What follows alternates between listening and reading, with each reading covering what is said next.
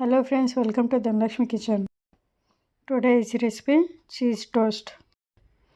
ముందుగా బ్రెడ్కి ఇలా బటర్ని అప్లై చేసుకోవాలి. రెండింటికి బటర్ని అప్లై చేశాక చిన్న చిన్న ముక్కలుగా కట్ చేసుకున్న ఆనియన్ ముక్కలన్నింటినీ వీటిపైన వేసుకోవాలి. ఇలాగా ఈ విధంగా రెండింటిపైన ఆనియన్స్ని వేసుకోవాలి. వీటి తర్వాత క్యాప్సికమ్ని కూడా చిన్న చిన్న ముక్కలుగా చేసుకొని రెండింటిపైన వేసుకోవాలి.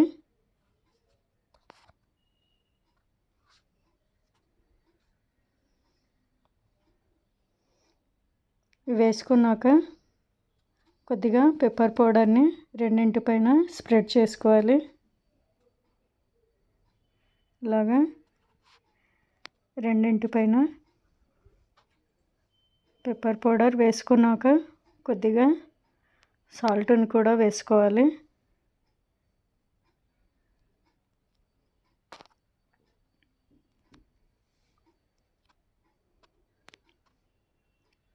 సాల్ట్ వేసుకున్నాక చీజ్ని ఇలాగా రెండింటిపైన పెట్టేసుకోవాలి.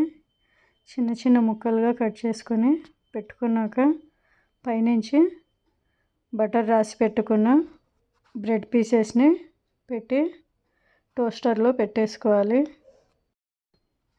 ఇప్పుడు టోస్టర్లో నుంచి వీటిని నెమ్మదిగా తీయాలి.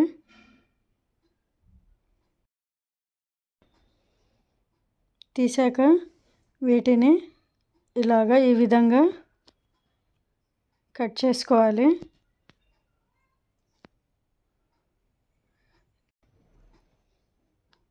కట్ చేసుకున్నాక దీనిపైన ఆలూ భుజియాని ఇలా వేసుకోవాలి.